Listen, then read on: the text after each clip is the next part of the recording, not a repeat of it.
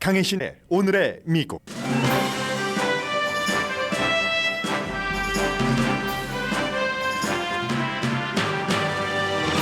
유니버시티 오브 네바다 인 라스베가스에서 3명이 숨지고 1명이 중태인 총격 사건을 저지른 용의자는 이 대학의 일자리를 구했지만 실패한 교수로 경찰 총에 맞아 숨졌습니다.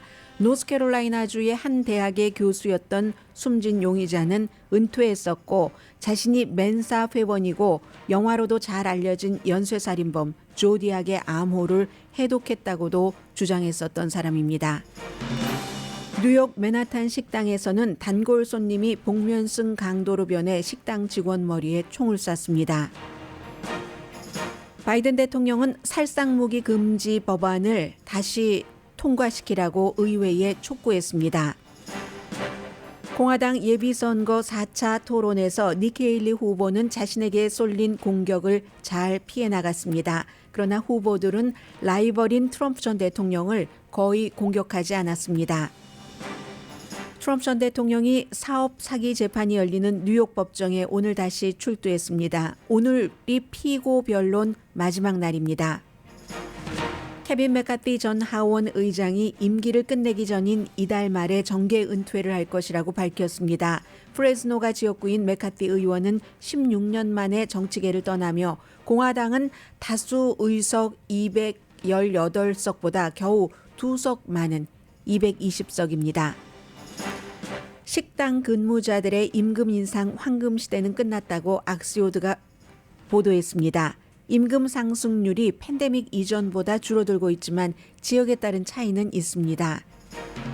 750명이 넘는 워싱턴 포스트 기자들이 오늘 하루 파업합니다. 48년 만에 최대 파업을 하는 기자들은 독자에게 오늘 하루 워싱턴 포스트 신문과 웹사이트를 읽지 말아달라고 당부했습니다.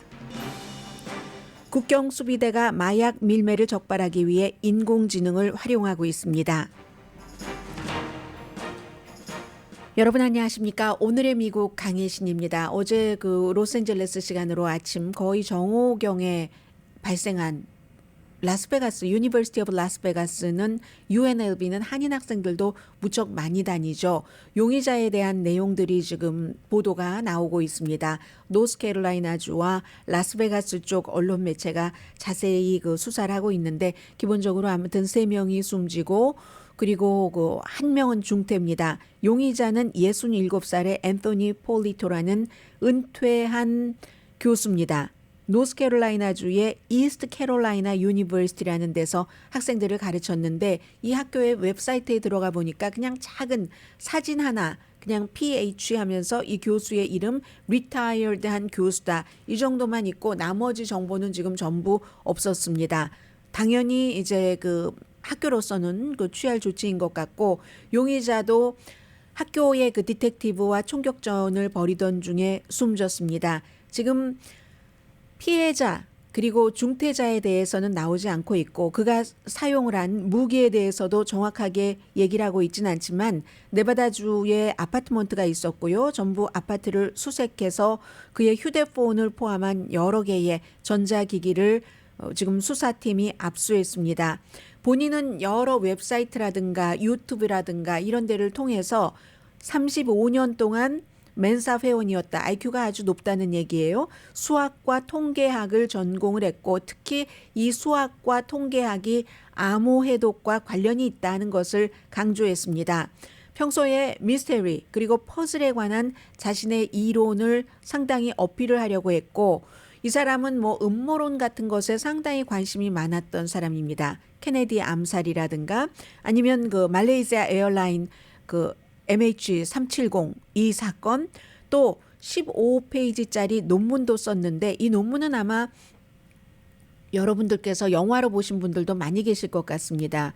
이 데이비드 린치 감독이 만든 그 영화 조디악에서 60년대 말에 68년 69년도에 샌프란시스코 지역에서 연쇄 살인범이 있었는데 미국에서 이 같은 연쇄 살인범을 끝내 잡지 못한 많지 않은 케이스에 속하는 그래서 드라마로도 굉장히 많이 나왔는데 로버트 다우니 주니어가 그 조디악 맡았고요.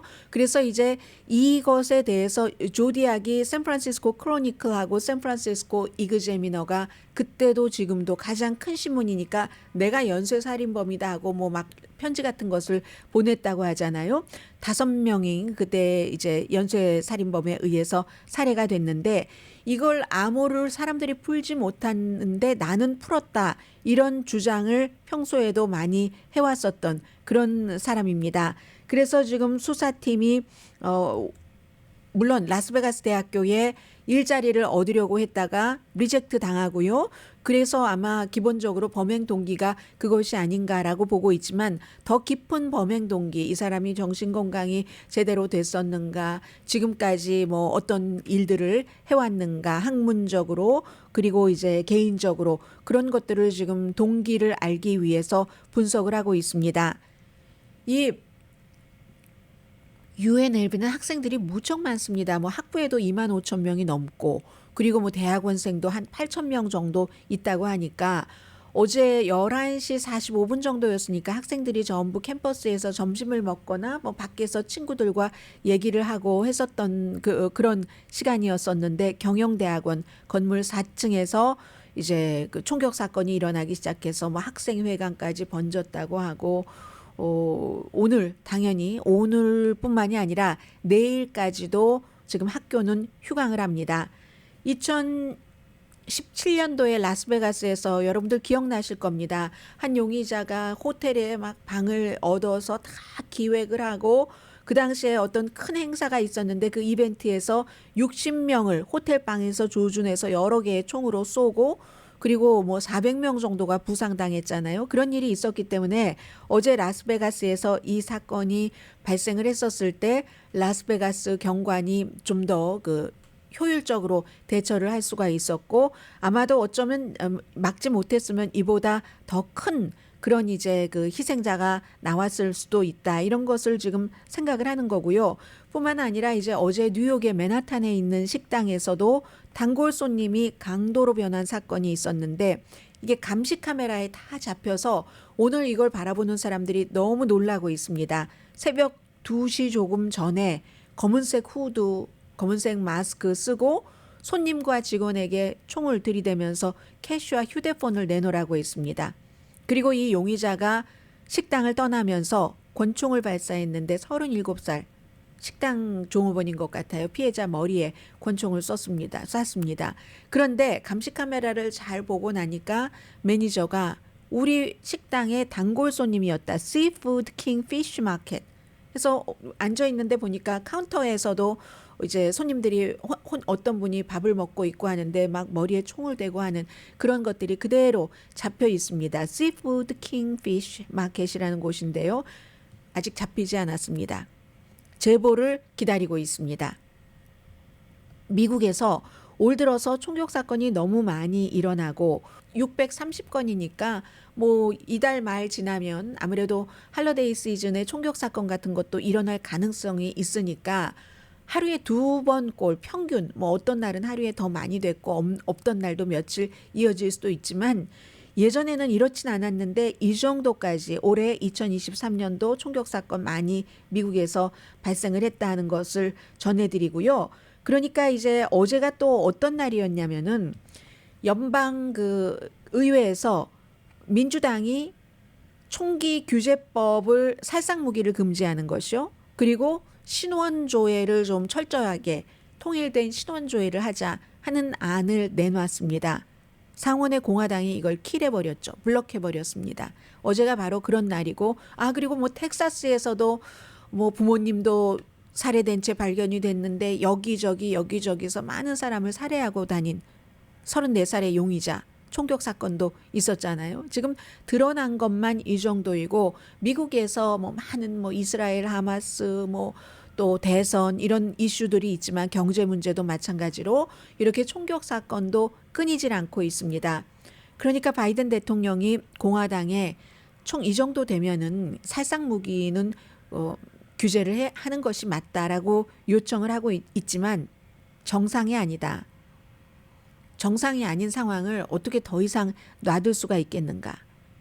어스틴, 샌안토니오, 라스베가스 이런 커뮤니티에서 점점 많은 총격 사건으로 수많은 사람들이 가족과 사랑하는 사람을 잃게 되고 그리고 이제 총격으로 모든 것이 파괴가 되잖아요.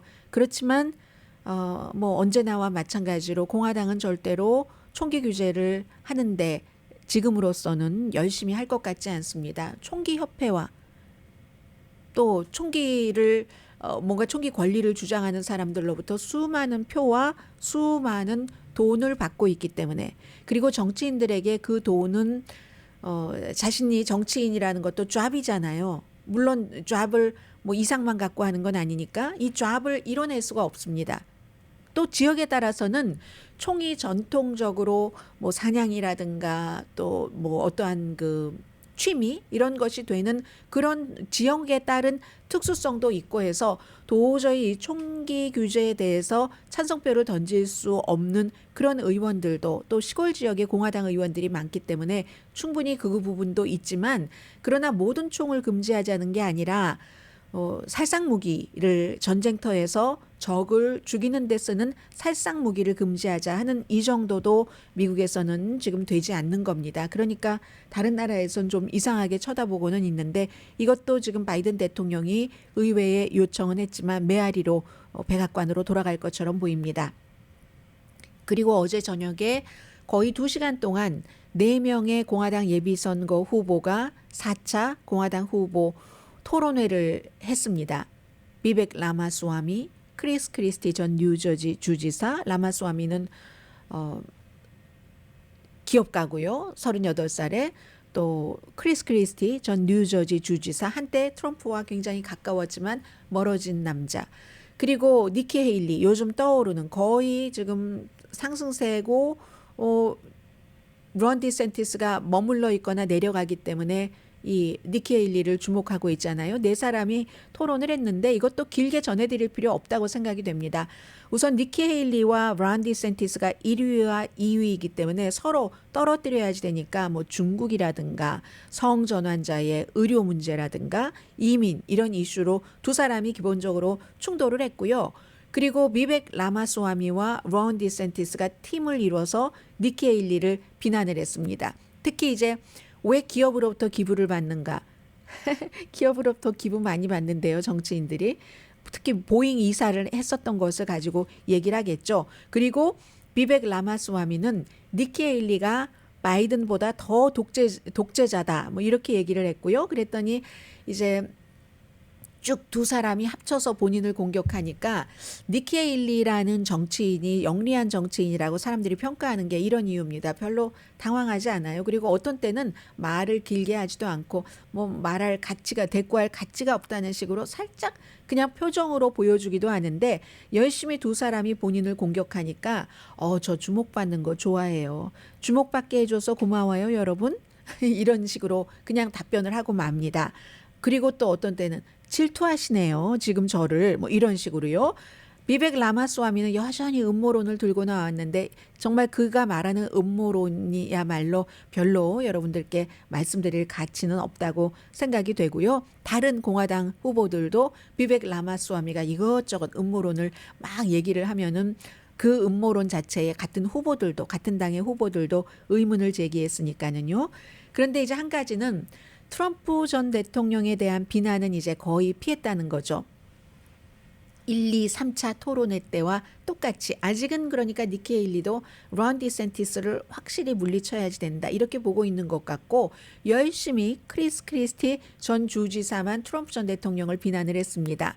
그는 처음에 출마할 때부터도 본인이 뭐 꼭 대통령이 되겠다는 것보다도 트럼프를 막기 위해서 출마했다라고 얘기를 했고 지금 지지율이 제일 낮으니까 이번이 마지막일 수도 있습니다. 그래서인지도 모르지만 어쨌든 특히 론 디센티스를 향해서 트럼프를 왜 비난하지 않느냐 하니까 론 디센티스가 뭐 아버지 때 나이를 얘기를 하면서 이게 또 뭐 나이가 많은 것은 사실이지 이런 비슷하게 얘기를 하고 얼버무리니까 그러니까 크리스 크리스티가 이번 예비선거에서 공화당의 예비선거에서 도널드 트럼프만큼 중요한 이슈가 어디 있겠는가. 이 사람은 자신에게 동의하지 않는 사람에게 정확한 아주 그 확실한 보복을 하기 위해서 지금 대통령에 출마하고 있는데 그러한 사람을 비난할 수 있는 용기조차도 없다. 여러분들은 이게 지금 내가 나와 같이 토론을 하고 있는 3명의 공화당 정치인에게 갖는 감정이다. 뭐 이런 식으로 얘기를 했습니다. Is the problem with my three colleagues? They're afraid to offend. And See, let I me tell you wanna something. say If you're this, Chris afraid, Hold on, Mr. if you're afraid to 네, 이 라마스와미가 뭐라고 얘기하려고 하니까 사회자가 제지하죠. 트럼프를 공격할 용기가 없는 3명의 나의 그 동료들에 대해서 정말 그 문제를 느낀다면서 트럼프를 비난을 할 수 있는 아주 간단하다고 얘기를 했습니다. 대통령직에 적합한가, 대통령직에 적합하지 않는가. 여기에 대해서도 정확하게 말을 할 수 있는 용기가 없다면 어떻게 시진핑과 마주 앉고 뭐 아나토이알라와 마주 앉고 푸틴과 마주 앉아서 미국의 정책을 이끌어 나갈 수 있겠는가 하는 게 크리스 크리스티 전 뉴저지 주지사의 offend 주장이었습니다. Donald Trump, then what are you going to do when you sit across from President Xi, you sit across from the Ayatollah, you sit across from Putin?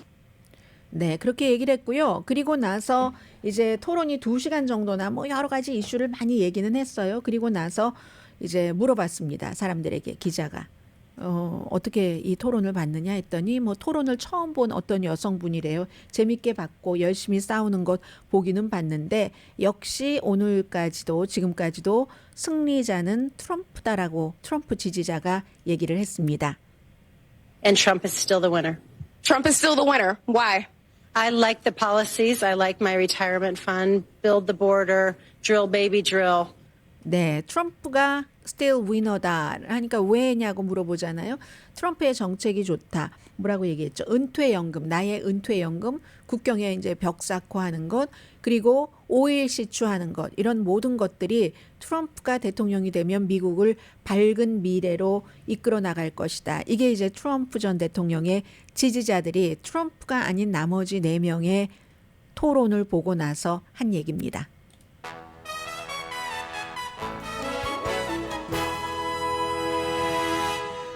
잠시 뒤에 캘리포니아주의 정치인의 얘기도 있고요. 트럼프 전 대통령의 얘기도 있고 그리고 또 다른 얘기도 있고요. 전해드립니다. 라디오 서울 방송 오늘의 미국 듣고 계십니다. 네, 이 비베크 라마스와미가 뭐 1월 6일 의사당 사건이 뭐 내부에서 조작한 거다 하는 뭐 백인 우월주의자들 음모론 같은 것을 들고 나온 것을 지금 케이블 텔레비전에서는 전부들 얘기하고 있습니다. 어제 캘리포니아주가 지역구인 거의 이제 센트럴 그 캘리포니아주를 많이 커버하는 프레스노를 포함해서 케빈 맥카티 얼마 전까지 정말 힘이 센 사람이었습니다. 2달 전까지. 그런데 본인의 임기를 다 채우지 않고 1년 정도 남았잖아요. 올해 말에 이 하원 의원을 그만두겠다. 하원 의장 하던 곳에서 쫓겨나고 뭐 이런 그 여러 가지 본인은 낙관주의자이기 때문에 다른 방법으로 나라를 위해서 공화당을 위해서 일하겠다라고 했는데 16년 동안의 경력이 이렇게 불과 몇 개월 만에 무너질 수 있네요. 1월 달에 하원 의장이 되기 위해서 열심히 일을 했고 트럼프에게도 도움을 요청하고 프리덤 코커스에 도움도 요청을 했고 그러나 결국은 뭐 프리덤 코커스와 또 다른 그 젊은 의원들의 반란으로 하원 의장 자리에서 쫓겨나게 됐습니다. 그리고 나서는 존재가 굉장히 미미해지게 됐고 그냥 한 사람의 435명 가운데 한 사람인 의원이 됐고 이제 정계에 은퇴하겠다라고 발표를 했습니다. 그러면 이제 공화당이 기본적으로 표 차이가 너무 작아지기 때문에 아직까지는 다수당이긴 하지만 220대 212 다수당은 원래 218이죠. 그런데 얼마 전에 이제 조지 산토스라는 공화당 의원이 그냥 쫓겨난 것이나 마찬가지이기 때문에 쫓겨났기 때문에 동료들에 의해서 투표권이 없습니다. 그리고 지금 또 다른 사람도 있고요. 아주 애매해요. 2명 내지 3명 겨우 다수당이 될 수 있는 요건에서 2명 내지 3명 정도만 채워지는 게 되는 거거든요. 그리고 민주당과의 차이도 10표도 안 나잖아요. 그러니까 민주당은 그래 내년 선거에서 우리가 하원 다시 다수당에 가나? 그리고 그전에도 뭐 이런 여러 가지를 볼 수 있습니다. 케빈 맥카티는 이제 게빈 뉴섬 주지사가 특별 선거를 치를 그럴 그 날짜를 정해야지 되는데 참 9개월 만에 쫓겨나게 되네요. 1월 달에 15번 투표에서 하원 의장 되더니 소방관의 아들이었잖아요. 소방관의 아들이었는데 원래 의회에서 가서 인턴 좀 하려고 했는데 인턴으로 안 받아줬답니다. 그래서 그래? 나를 인턴으로 안 받아주면 내가 뭐 하원 의원 하면 되지 뭐. 거기부터 출발을 해서 하원 의원을 했었다는 거고 2015년도에도 본인은 하원 의장을 하고 싶었지만 안 됐었습니다. 그때도 안 돼서 폴 라이언이 됐죠. 이 존 베이너라는 울보 베이너가 야 티파리 때문에 티파리하고 프리덤 코커스 때문에 내가 하원 의장을 못 해 먹겠어 하고 사임을 하고 나서 그 뒤에 폴 라이언이라는 아주 젊은 사람이 하원 의장을 하다 이 사람도 아우 나 이거 못 하겠어 하고 물러나서 그제서야 이제 그 어렵게 케빈 맥카티가 그 자리를 차지할 수가 있었죠. 1월 6일 의사당 사건이 일어났었을 때는 많은 공화당 상원 의원들이 속으로 생각했던 것처럼 케빈 맥카티도 트럼프 전 대통령이 책임이 있다라고 말을 했다가 분위기 보고는 몇 주일 만에 싹 그 말할라고로 가서 싹싹 빌고 이제 트럼프 옹호하는데 아주 전심전력을 지난 몇 년 동안 다 했습니다. 그 결과가 결국은 이렇게 되네요. 본인이 더 이상은 정치인을 하지 않겠다고 사임하고 나는 말았는데 그런데 이제 이 지역은요 어차피 빨간 지역입니다. 많은 분들께서 캘리포니아주 어디 가면은 전부 트럼프 지지라고 하는데요. 그거는 이제 어디나 마찬가지입니다. 캘리포니아가 됐건 또 다른 주가 됐건 시골은 있잖아요. 거의 모든 주에 미국에 시골이 있는데 시골 쪽으로 가면은 전부 트럼프 공화당 팻말이고 도시 쪽으로 오면은 또 전부 민주당 팻말이고 그렇게 되는 게 기본이고 캘리포니아 주에서도 이렇게 시골 쪽 뭐 중가주 이런 데는 전부 레드 미국에서 가장 진보적인 캘리포니아 주인데도 프레즈노 같은 농촌 지역이 가장 보수적인 성향을 나타냅니다. 그러니까 여기선 지금 민주당도 공화당도 아침에 제가 들어오기 전에 보니까 벌써 6-7명이 그 자리 내가 하원 의원 되겠어 하고 출마한다고 선언을 하고 있던데 누가 되더라도 공화당이 되지 않을까 특별한 일이 없다면 그렇게 보여집니다. 그건 그렇지만 또 하나 어제 페이트릭 맥켄리라고 이번에 마이크 존슨이 하원 의장 되기 전에 임시로 하원 의장 했었던 사람 있죠? 이게 이제 이 케빈 맥카티와 서로 아주 절친해서 케빈 맥카티가 그 사람을 추천을 해서 하원 의장 뽑을 때까지 대행을 했었잖아요. 그 사람도 그러나 케빈 맥카티와는 달리 임기는 채우고 나는 재선에는 나가지 않겠다. 그 나비 넥타이 메고 다니는 페이트릭 맥켄리 연방 하원 의원이요. 그렇게 얘기를 했습니다. 지금 다 공화당인 거예요. 조지 산토스 말하자면 동료들에 의해서 해고된 사람 공화당, 케빈 맥카티 공화당, 뭐 또 페이트릭 맥켄리도 공화당. 그런데요. 민주당에서도 공화당에서도 지금 나 다시 선거에 안 나가겠어 하는 사람이 수십 명입니다. 더 이상은 원래 정치인을 할 때 직업이기도 하지만 그 직업으로 돈을 벌어서 생활해야 되는 것도 있지만 이왕 돈 벌어서 생활도 하고 하는 직업인이라면 뭐 세상을 바꿀 수도 있는 이런 꿈이 누구는 몇 %냐의 차이지 다 있지 않았겠어요. 그런데 지금 그것을 이룰 수가 없다고 낙담하고 좌절하면서 의회를 떠나는 사람들이 많습니다. 특히 하원의 경우 피곤하잖아요. 선거 끝나서 당선됐습니다 하면 또 돈 주세요. 선거 기금 모으러 다녀야지 되고 하니까 공화당에서는 아니 공화당뿐만이 아니라 하원에서는 공화당, 민주당 수십 명입니다. 지금 안 하겠다고 하는. 그러니까 그런 것도 차이가 있기 때문에 어느 당이 다수당이 될지 아직은 알 수 없는 거고요. 지금 마조리 테일러 그린 의원이 뭐라고 얘기를 하냐면 공화당에서 아무도 죽으면 안 됩니다. 표가 몇 표 차이밖에 안 나니까 아무도 죽어서는 안 됩니다. 이렇게 얘기를 하더군요. 그리고 트럼프 전 대통령이 오늘 다시 사업 사기 재판이 열리는 뉴욕 법정에 출두를 했는데 오늘이 이제 피고 변론 마지막 날이거든요. 피고인 측에서 불운 증인, 그러니까 피고에게 유리한 그런 그 증인이 나왔는데 오늘은 고함도 치지 않았고요. 마녀 사냥 뭐 이런 얘기도 안 했습니다. 요즘 그 함구령 이거 잘 보면은 그 트럼프 전 대통령이 아슬아슬하게 피해가는 겁니다. 함구령이 내려도 첫 번째 그걸 어기면 벌금만 내면 돼. 그래? 5,000달러, 10,000달러 뭐 그 정도 어때? 하고 한 번 또 확 해줍니다.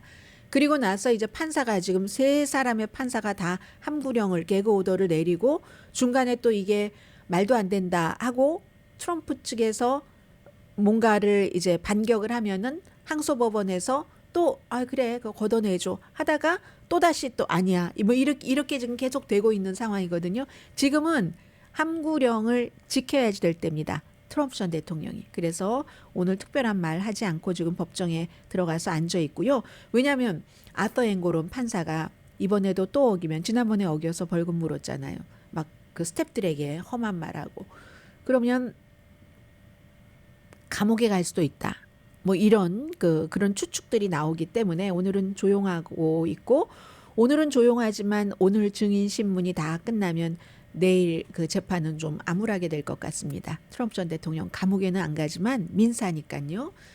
돈을 벌금을 얼만큼을 내느냐 또 뉴욕에서 아예 사업을 하지 못하게 되느냐 여기에 대한 것을 판결을 하게 되고요. 자 그럼에도 불구하고 어제 그 월스트리트저널의 그 윌리엄 갤스턴이라는 분이 칼럼을 썼는데 칼럼니스트고요. 브루킹스 연구소의 그 선임 연구원이고 이분이 지금 미국의 정치 무드가 트럼프에게 유리하다. 트럼프와 바이든을 놓고 보면 트럼프에게 more 유리한 정치 분위기라고 얘기를 합니다. 물론 이 재판 문제는 조금 신경 써야 될 부분이 있기는 있습니다. 그런데 항상 선거가 치러질 때 무드가 있어서 존 F 케네디 때는 좀 사람들이 2차 대전도 겪고 대공황도 겪고 나이 드신 분들은 그래서 그 시절이 좋았어라고 생각을 하고 있는데 또 젊은 사람들은 너무 정체된 것 같고 하니까 새로운 변화 같은 것을 이제 그 미국 사람들의 새로운 제네레이션, 뉴 제네레이션 해서 좀 올드처럼 보이는 왜냐하면 아이젠하워 때의 그 여러 가지 안정 같은 것도 좋았지만 아이젠하워의 부통령을 닉슨이 2번을 했죠. 그러니까 그것보다는 새로움으로 가자 해서 됐고 그리고 로널드 레이건 같은 경우는 또 그 반대로 재선 캠페인 할 때 지난 4년 이렇게 좋았는데 왜 바꿔야지 되지? 해서 됐고 이런 여러 가지 그때마다 분위기가 있는데 그 분위기를 잘 읽는 후보가 승리를 하는데 지금 미국 사람들 분위기는 미국에 대해서 좋게 느끼지 않는다는 거죠. 인플레이션도 그렇고 뭐 외교적인 문제도 그렇고 뭔가 불안할 때는 사람들이 좀 터프한 지도자를 원하는데 바이든 대통령이 터프하다고 생각하는 사람은 40%도 안 됩니다. 트럼프 전 대통령이 터프하다고 생각하는 사람은 55% 정도는 되거든요. 같은 조사에서. 그러면 이런 때는 그 자체로는 전국적인 무드로는 트럼프 전 대통령이 굉장히 유리하다고 그 칼럼니스트는 썼는데 그런데 중요한 건 지금 무당파가 트럼프의 터프 자체는 트럼프가 더 터프해. 그런데 저 터프함으로 독재자적인 기질로 갈 것인가 아니면 국가를 안정된 곳으로 이끌 것인가 이게 이제 유권자가 판단할 몫이지만 분위기 자체는 트럼프에게 유리하다. 지금 그렇게 돼 있고요. 그러나 이제 또 하나 트럼프에게 좀 약점이 되는 것은 1월 이제 아이오와 코커스가 있고 1월 23일이 뉴햄프셔의 예비 선거가 있고 그리고 이제 3월이 되면은 캘리포니아주를 포함을 해서 슈퍼 튜스데이 아주 큰 주 선거인단도 많고 하는 이런 주에서 선거를 치르잖아요. 근데 그때부터 트럼프 전 대통령 재판이 계속되는 겁니다. 물론 예비선거가 끝나기 전까지 재판에서 유죄다 무죄다는 안 나올 겁니다.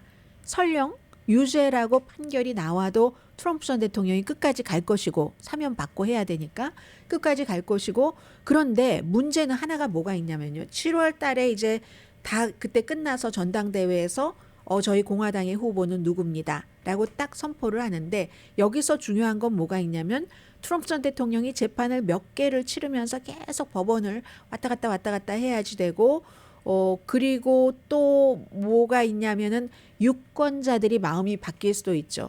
야, 점점 그 재판이 진행이 되면서 아무래도 안 되겠는데 그런 문제가 또 있습니다. 그러나 전국적으로 그 미국이라는 국가의 그 분위기 자체는 윌리엄 그 갤스턴 월스트리트저널 컬럼니스트에 따르면 바이든보다는 트럼프에게 지금 유리한 분위기다. 자, 이 정도 전해드리고요. 제가 하나 남아있는 이슈는 조금 뒤로 미루겠습니다. 잠시 뒤에 경제 뉴스부터 전해드립니다.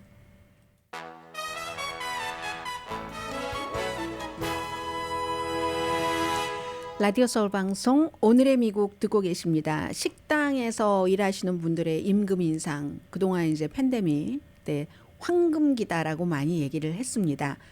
마켓에서 일하시는 분들도 마찬가지였고요. 근데 이건 이제 끝난 것처럼 보인다. 악시오스가 오늘 보도를 했는데 임금이 뭐 올라가긴 하지만 그 상승률이 많이 눈에 띄게 줄어들고 있고 오히려 팬데믹 이전의 임금 상승률보다도 이미 조금 적은 폭으로 상승하기 시작한다는 거거든요.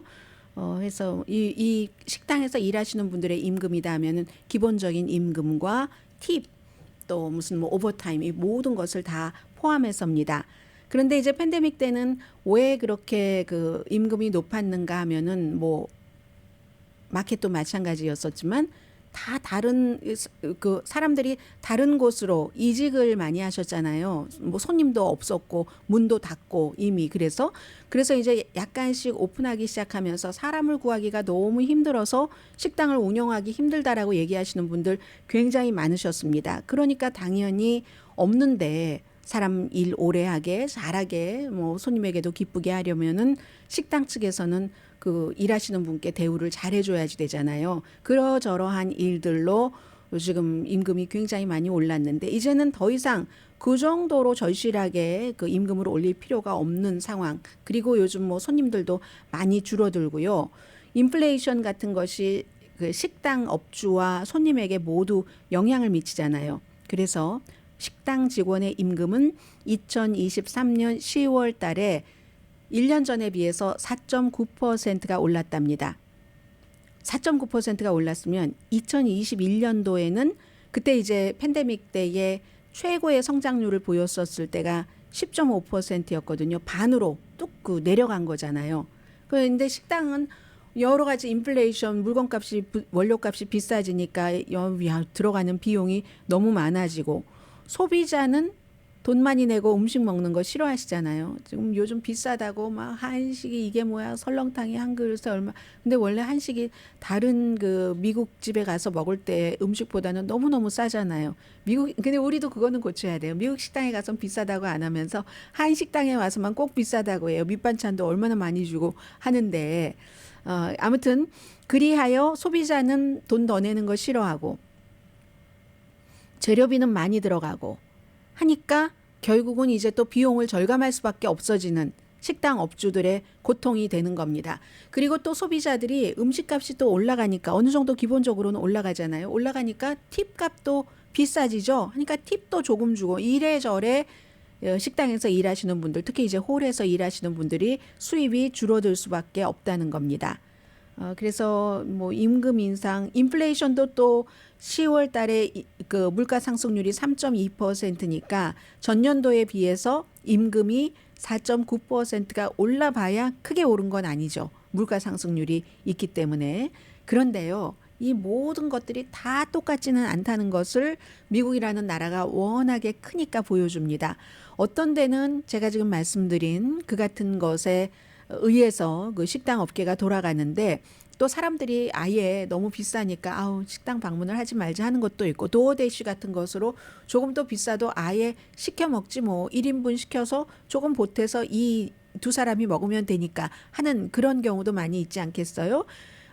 그런데 2019년 1월 달 그때 이제 팬데믹 전이죠. 그때와 비교를 하면은 그 도시의 전반적으로는요. 식당이 한 100% 그 당시에 받았던 손님이 100%다 하면은 전반적으로는 지금 72%밖에 안 올라왔답니다. 100%까지 올라간 게 아니에요. 사실은 다른 때 같으면 100% 치고 더 올라가야지 그게 맞는 것일 텐데 72% 정도로 그리고 거기서 더 이상 오르지 않는답니다. 딱 정체되고 있는데 그런데 일부 도시는 상대적으로 막 식당업이 너무 번창하는 거예요. 신시내티 같은 곳, 라스베가스, 뭐 잭슨빌 뭐 이런 데는 10월에 아주 임금 상승률도 엄청 컸다는 얘기거든요. 그 라스베가스의 경우는 팬데믹 이전보다 막 들어오는 인구, 유동 인구들이 많으니까 관광객도 많고 카지노는 카지노 나름대로 팬데믹 이후에 손님들을 받기 위해서 막 여러 가지 프로모션 같은 것을 하고 하니까 이런 곳은 식당 그 수입이 좀 괜찮다 하는 것 말씀드리고요. 그러니까 다 똑같은 건 없는 겁니다. 그리고 오늘 저는 딱 하나 아무리 워싱턴 포스트의 기자들이 파업하면서 우리 신문 보지 마세요 해서 저는 봤거든요. 봤는데 새로운 게 없어서 쓰지는 못하고 리뷰만 했습니다. 오늘 워싱턴 포스트의 기자가 이렇게 많습니다. 이것도 많이 줄어든 건데 750명 이상의 기자들이 하루 파업합니다. 하루 파업하는데 독자들에게 편지를 보내서 우리가 파업하는 이유는요. 임금 상승도 있고 그리고 임금 평등. 워싱턴 포스트 기자들이 지난번에도 이렇게 파업할 때 보면은 꼭 기자들이 아니라 워싱턴 포스트에서 청소를 해주시는 분들도 계시고 많은 또 파타임 분들도 계시잖아요. 그런 분들에게도 대우를 잘해줘야지 된다. 뭐 건강보험도 드려야지 된다. 그렇게 많이 합니다. 기자들이니까 그걸 또 이 파업할 때 조건으로 들고 들어갈 수도 있는 거고요. 그래서 임금 인상뿐만이 아니라 임금 평등 그리고 꼭 회사에 나가서 저는 기사 안 써도 되는데요. 하는 리모트 정책에 대해서 또 건강 이슈 등 경영진이 협상하기를 거부해서 저희가 18개월 동안 계약 없이 일하고 있습니다. 라고 얘기하는 거. 그리고 또 경영진이 최근에 이제 자발적인 퇴사는 한 10년도 더 됐을 거예요. 한 15년 전부터 미국의 큰 이런 신문사에서 많이 했습니다. 로스앤젤레스 타임스도 마찬가지예요. 사주가 바뀌기 전에도 이런 자발적인 퇴사 같은 것을 많이 했는데 최근에 200명을 자발적인 퇴사를 그러면 이제 뭔가 패키지를 좀 주죠 했는데 기자들은 이게 끝이 아니라고 본다는 겁니다. 그래서 이제 여러 가지를 좀 단단하게 해놓기 위해서 오늘 하루 파업을 하고요. 저희가 파업하는 동안 신문 읽지 마세요. 웹사이트도 하루 동안 방문하지 마세요 하는데 저는 오늘도 또 방문할 것 같고요. 제프 베조스가 아마존의 창업자가 이제 다 그렇게 해서 돈 벌고 나니까 신문사도 좀 해서 이걸 테이크오버 한 거잖아요. 그리고 나서 이제 구독자도 굉장히 줄어들었고 마찬가지예요. 식당이랑 똑같습니다. 이 언론계도 영리를 목적으로 하는 신문이지 이게 무슨 뭐 뭔가를 하는 이런 게 아니잖아요. 차이는 있지만 그래서 뭐 구독자도 줄어들고 수입이 줄어드니까 당연히 비용을 절감하고 비용을 절감하려고 하면 인원 삭감밖에 없잖아요. 그런데도 불구하고 올해 말에 1억 달러 정도 손해 본답니다. 제프 베조스에게는 1억 달러 손해가 뭐 그다지 큰 뭐 타격이 아닐지는 모르지만 아니에요. 돈 많은 사람은요 이런 타격 절대 못 참잖아요. 잠시 뒤에 아주 중요한 뉴스와 마약 탐지견도 있지만 인공지능 전해드립니다.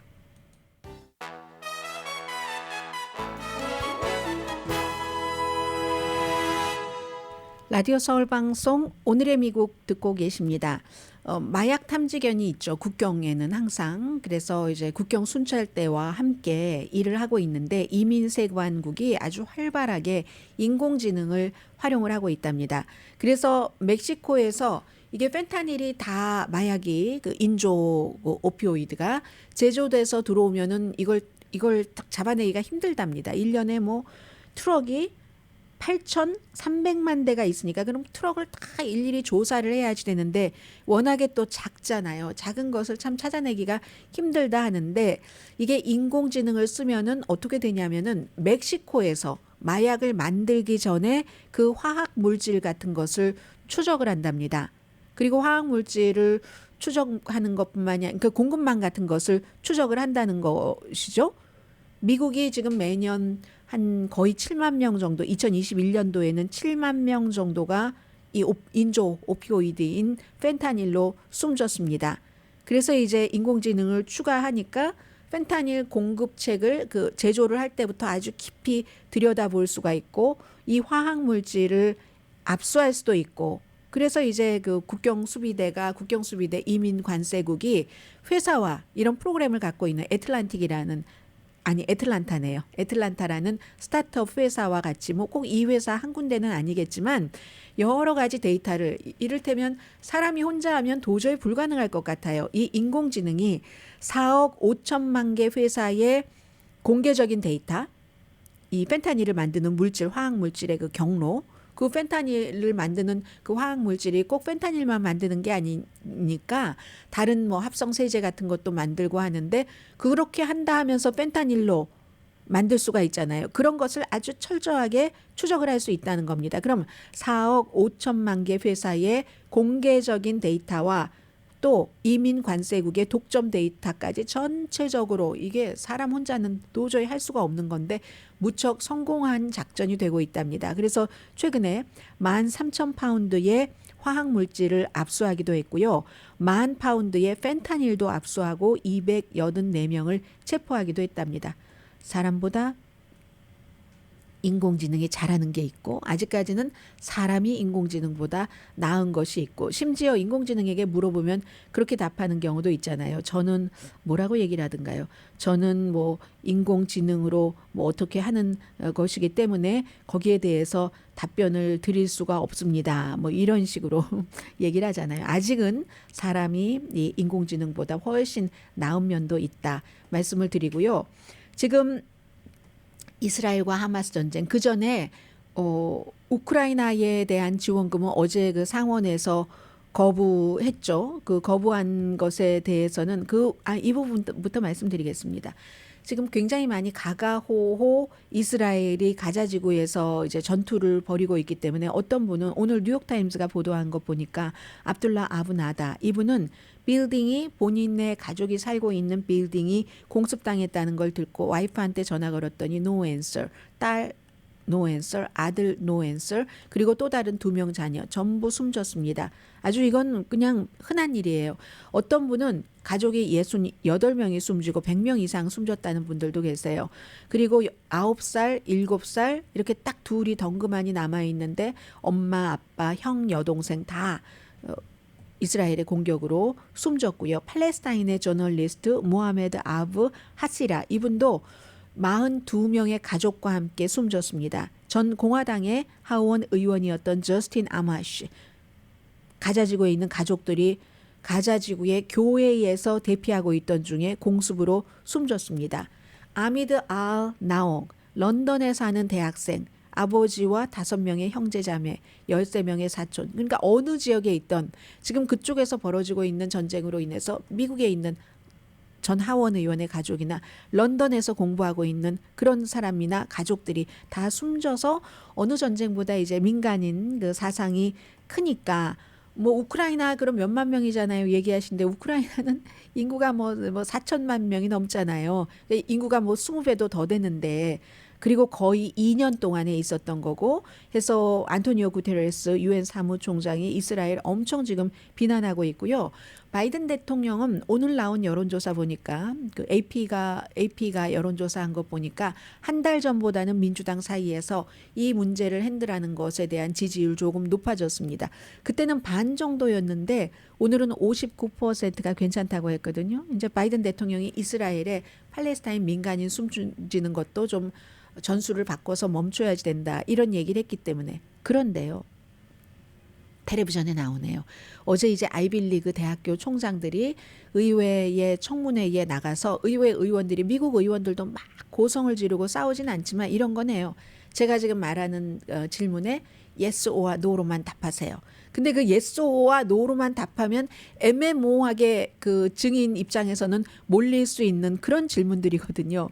그런 질문을 왜 유대인을 학살하는 것에 대해서 그 유대인을 학살하라고 하는 것이 뭐 유펜의 정책입니까? 뭐 이렇게 얘기하면 총장이 참 할 말이 없는 거예요. 만약에 그렇게 해서 누가 피해를 입으면 그건 정말 대단한 비극적인 괴롭힘입니다. 뭐 이 정도로 얘기를 했다고 직접적으로 답변하지 않았다고 막 사임해야지 된다고 특히 이제 유펜 총장, 하버드 대학교 총장도 그렇고 지금 대통령과는 달리 지금 그런 어려움에 속해 있고요.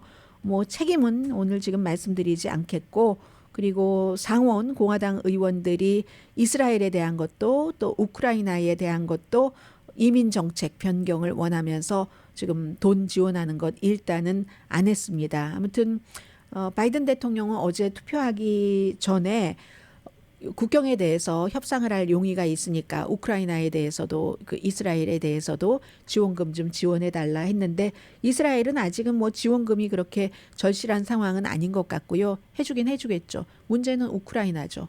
우크라이나는 시간이 지나가면 너무너무 그 블라디미르 푸틴에게 많은 것을 줄 수밖에 없는 그런 그 입장이기 때문에요.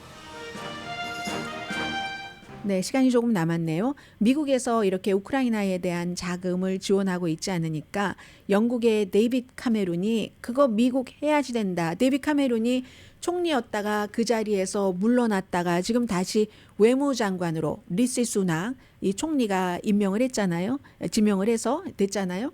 그랬더니 이렇게 되면 푸틴이 얼마나 좋아하겠는가. 미국의 정치인들이요. 제발 정신 차리시랴 하고 데이빗 카메룬이 미국을 향해서 이거 해야지 된다라고 얘기를 하는 지금 그런 그 분위기이고요. 오늘 이제 목요일이고 벌써 12월 7일입니다. 12월 20일쯤 되면은 이미 한 해가 다 가는 느낌이잖아요. 준비 이번 주말 많이 하셔야지 될 것 같아요. 강혜신이었습니다.